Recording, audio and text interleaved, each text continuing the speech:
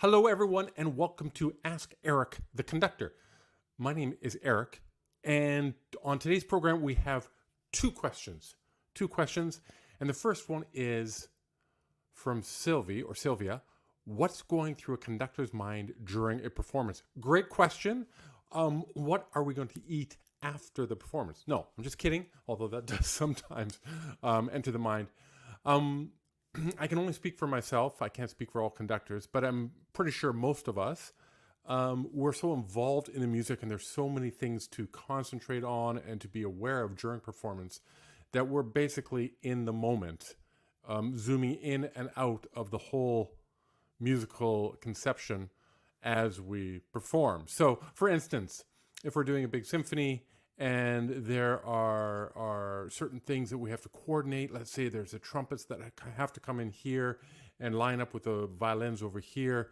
We've got to always be aware of that and listen to it lining up because the trumpets might not hear the violins.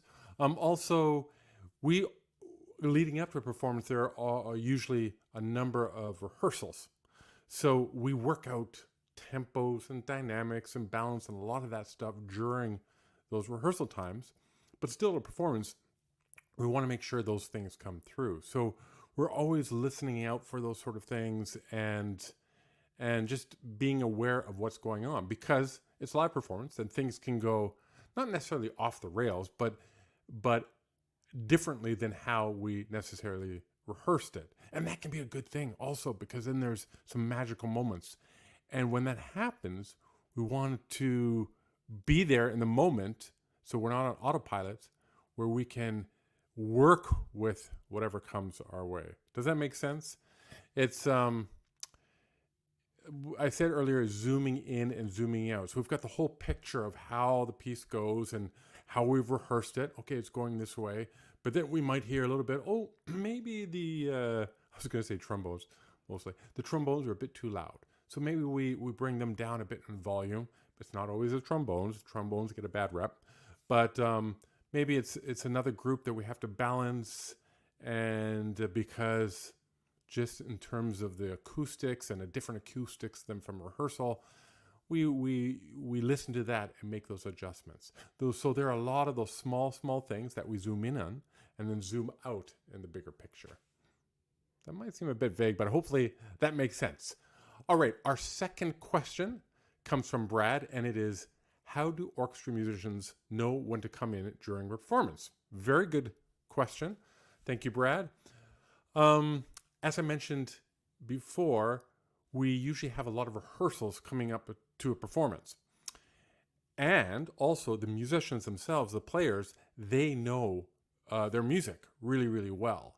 So they know where their part fits in with the rest of the group, usually, for the most part. Also, let's say you're rehearsing and even in the performance, the players look up and go, what is that conductor doing? That's good. And they're not sure of what's going on. It can happen. It definitely can happen.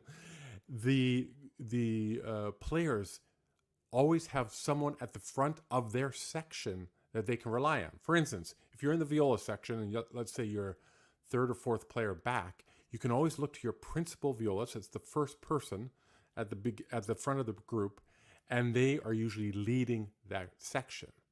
And then each section has these people, and then as a liaison between the conductor and the orchestra, there is the concertmaster. The concertmaster is the first violinist. So you have the first violins, second violins, and at the beginning or the front of the first violins is the concertmaster.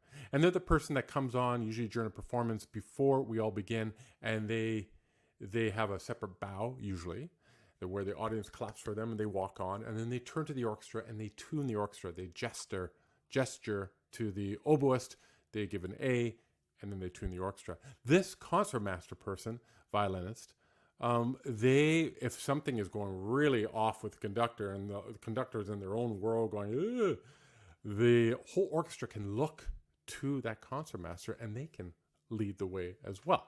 So there's a lot of checks and balances, I guess, that you can put in. The musicians themselves know their music really well, know when to come in. Also, when they're playing, they have a peripheral vision of the conductor. They can't look exactly at the conductor, but they have that they have that peripheral vision. So the players know their music. They have a section leader to rely on. They have a concertmaster to rely on. And then, of course, there's the conductor as well. So that's when the conductor knows, or sorry, the musicians, orchestra musicians know when to come in. Also, let's say there's a big solo. Let's say a trumpet player has a big solo. And they're counting the rests. So when you have a rest, that's when you don't play at all. And they're counting it until their big solo comes up. And maybe for some reason they miscounted and they're going, oh no, when do I come in? When do I come in? The conductor, usually, will have their back and they'll just gesture when it comes and go, here we go. It's time for you to come in.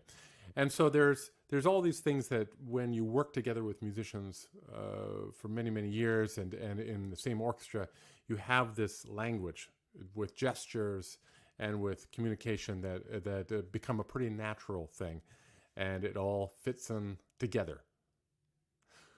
So that's it for today. I hope you enjoyed it. If you want to join the Joy of Classical Music Facebook group, please feel free to do that. I have a link in the description below, and we'll see you next time. If you have any questions, please ask me. It's a lot of fun. I love asking questions. And if I don't know the answer, we'll dive into it together and we'll discover some new stuff. All right. Thanks. See you next time.